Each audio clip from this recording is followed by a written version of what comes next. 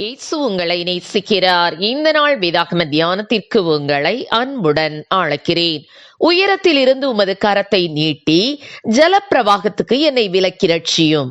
144 சங்கீதம் 7 ஒரு வல்லமையான தேவனுடைய ஊழியர் இருந்தார். திடீரென்று அவருக்கு எதிர்பாராத விதமாக பயங்கரமான வியாதியும் படிப்படியாக பல போராட்டங்களும் வந்தன. மரண இருள் அவரை சூழ்ந்து கொண்டது. மரணத்தோடு போராடி கொண்டிருந்த அந்த இரவில் திடீரென்று ஒரு தரிசனம் கண்டார். ஒரு பயங்கரமான பள்ளத்தாக்கை அவர் கடக்க வேண்டியதாய் இருந்தது. அந்த பள்ளத்தாக்கிற்குள் பயங்கரமான பிசாசுகள் அலறிக்கொண்டு இருந்தன.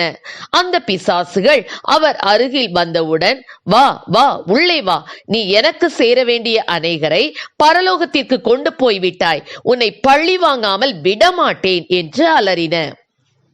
அந்த பள்ளத்தாக்கையும் அதில் இருந்த கரிய உருவத்தையுடைய பயங்கரமான அசுத்த ஆவிகளையும் கண்டபோது அந்த ஊழியருடைய உள்ளம் தடுமாறினது. அதே நேரத்தில் ஒரு பெரிய பிரகாசமான ஆணி பாய்ந்த கரம் அந்த 2 பள்ளத்தாக்கின் 2 பக்கங்களுக்கும் பாலமாக வந்து அமர்ந்தது. அந்த கரத்தின் மேல் அந்த ஊழியர் ஏறி நடந்து பள்ளத்தாக்கை கடந்தார்.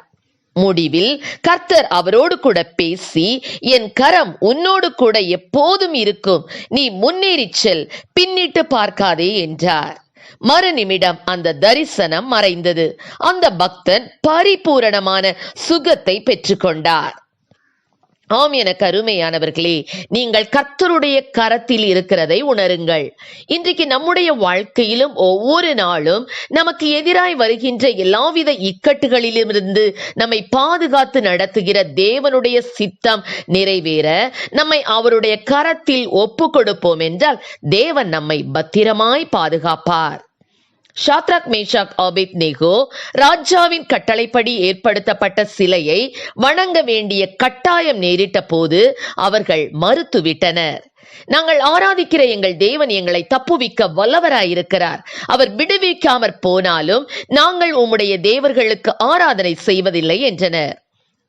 இதனால் கோபமடைந்த ராஜா அவர்களை 7 மடங்கு அதிகமாக சூடாக்கப்பட்ட அக்கினி ஜுவாலைக்குள் போடுவதாக கூறியும், அந்த மூவரும் தங்கள் தேவன் தங்களை விடுவிக்க வல்லவர் என்றும், விடுவியாமற் போனாலும் தாங்கள் அச்சிலையை விழுந்து வணங்குவதில்லை என்றும் உறுதியோடு கூறினர். இதனால் அவர்கள் பற்றி எரிந்த அக்கினிக்குள் போடப்பட்டார்கள். நடந்தது என்ன? போட்டவர்கள் எரிந்து போனார்கள். மறுபக்கத்தில் தேவன் அவர்கள் மத்தியில் உலாவியதை ராஜா கண்டான். அவர்கள் எரிந்து போகாதபடி கர்த்தர் அவர்களை காப்பாற்றினார். இவர்கள் மனிதனுக்கு பயப்படாமல் தேவனுக்கு முன்பாக உத்தம இருதயத்தோடு தேவனுடைய உண்மையான உத்தமமான பிள்ளைகளாக இருந்ததால் தேவன் அவர்களை பாதுகாத்தார். ஆம் பிரியமானவர்களே, நீங்கள் பலம் கொண்டு திடமனதாயிருங்கள். உன் தேவனாகிய கர்த்தர் தாமே உன்னோடு கூட வருகிறார். அவர் உன்னை விட்டு விலகுவதும் இல்லை, உன்னை கைவிடுவதும் இல்லை.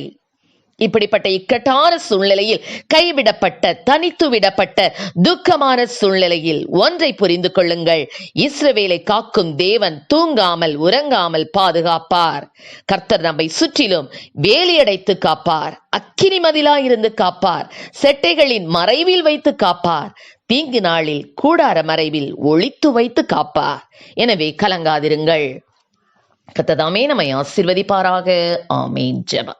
எங்களை அதிகமாய் நேசித்து நடத்துகிற எங்கள் அன்பின் பரலோக பிதாவே, அப்பா, உம்முடைய பிள்ளைகளுடைய வாழ்க்கையிலே வருகிற எல்லா விதமான சத்துருவின் ஆண்டவரை அச்சுறுத்தல்களுக்கும் பயமுறுத்தல்களுக்கும் அவர்களை விலைக்கு மறைத்தப்பா கர்த்தரீர் அவர்களோடு கூட இருக்கிற இந்த நிச்சயத்தை பெற்று கர்த்தாவே கலங்காமல் தைரியமாய் முன்னேறி செல்லக்கூடிய கிருபைகளை ஒவ்வொரு பிள்ளைகளுக்கும் என் தேவனீர் கொடுப்பீராக. ஆசீர்வதியும். இயேசுவின் நாமத்திலே ஜெபிக்கிறோம் நல்ல பிதாவே. ஆமேன்.